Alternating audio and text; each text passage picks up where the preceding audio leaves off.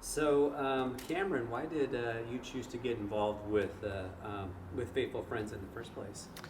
Yeah, well, Door of Hope, the church I was at for years, Faithful Friends has a connection that comes right out of Door of Hope from its inception. And as the community groups pastor there, I saw firsthand how many wonderful people were getting involved and hearing stories of the kind of life change that was happening with the kids and the families. And so we planted our sister church, Door of Hope Northeast, just a couple years ago, and we immediately knew that we wanted to continue that work and to continue our partnership with Faithful Friends over here. There was no question in my mind.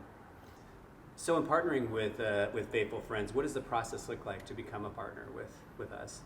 The process to become a partner with Faithful Friends was incredibly easy. It involved reaching out, expressing interest, connecting with Curtis and perhaps a couple of other people, getting information on what's going on, and from there, we feel like it's just kind of plug and play. We've been able to make announcements, let people know what kinds of things are going on at Faithful Friends, continue to put the incredible mentorship opportunities that are available in front of our congregation. And then when people are interested, we connect them with the Faithful Friends team. And they've been able to handle all of the kind of training and onboarding and imparting the skills that are necessary to do really, really good mentorship. So it's been a joy. It's been easy. It's been life-giving for our community. And has it required anything extra of you, any extra responsibilities in regards to recruiting new volunteers and just being a partner in general with Faithful Friends? I would say that in terms of extra responsibilities, it's very minimal. I mean, it's largely just trying to be committed to talking about it regularly, the really important work that Faithful Friends is doing, and just making calls on occasion for people who might feel the Lord stirring their heart to get involved. But other than that, there's really no extra burden on my plate. Just the joy of sharing something I believe in. And what is the kingdom impact for a church like Door of Hope to be partnered with Faithful Friends? Well, we know from beginning to end in the scriptures that God deeply cares about children, and He deeply cares about vulnerable children. And so to be engaged in work that's coming alongside, loving on, investing in vulnerable children, we know is near and dear to the heart of God. So that's the baseline. And then from there, we could just tell countless stories of individuals and couples who have come alongside these kids and have seen just amazing healing, amazing transformation, both in the mentees, but in the mentors themselves.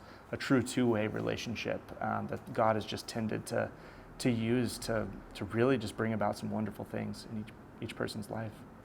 Can you tell me an example of a member of your community who is a mentor and maybe something special that they've shared with you? I could tell you a lot of stories of incredible things that have happened in these relationships. One that comes to mind involves one of the mentors named Rachel and her mentee named Biana. I mean, Rachel and her husband Luke have truly been invited into this family. They've been named godparents of this girl. They've been invited into these intimate family moments, and they've formed a bond that certainly transcends any kind of just programmatic sort of structured thing. And the program's beautiful. It helps you get to that place, but it's wonderful when you see like a nearly familial relationship that just feels truly mutual and deeply impactful for both.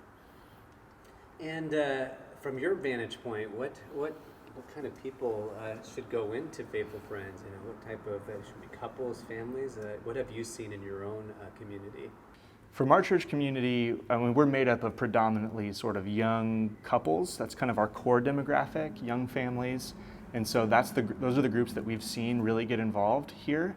And it seemed to have been a wonderful fit. Both people without kids who kind of have the free time and the space and the energy to make that investment. But we've seen couples with a kid or two who've decided to step out. It's really great to see like a mentor relationship with a child that's maybe older than their own children. And yeah, there's a beautiful preparation that can come with mentors kind of being paired with a child that's older than their own children. Even the experience of just kind of forming a relationship with an older kid, that's something that will pay dividends down the road. And we've seen that. That's been really exciting to see. So let's say someone is thinking of partnering with Faithful Friends, a pastoral or staff member. What advice or would you give to someone who's considering working alongside us? To any church or pastor that's considering working with Faithful Friends, I would just give you a wholehearted, two-handed push to do it. As we've said, it does not take a lot of investment on your end to start creating avenues that have deep investment for the kingdom and make deep impacts in the lives of children.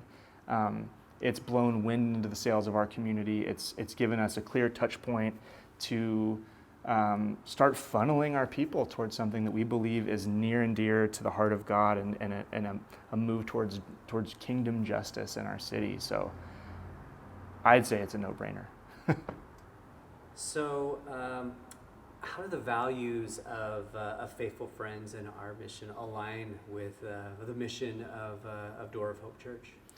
Yeah, well, one of our kind of core four values or four pillars, as we call them, is the city. We want to be a reconciled presence, carrying Jesus's ministry of reconciliation into our city here in Portland, where we live. And so it is natural to encourage people to enter into these mentor relationships through Faithful Friends. We believe that is a way in which that Jesus can and does bring that reconciliation here amongst our neighbors in this city and amongst people that he deeply cares about. So it is a no-brainer. And we believe in it to such an extent that our elders have decided to enter into sort of financial partnership. It's not much. We wish it was more. Maybe it will be more one day. But we at least every month can try to make sure that out of our budget and from the congregation's giving, we're continuing to funnel some of our money towards something we think is crucial for the health of our city.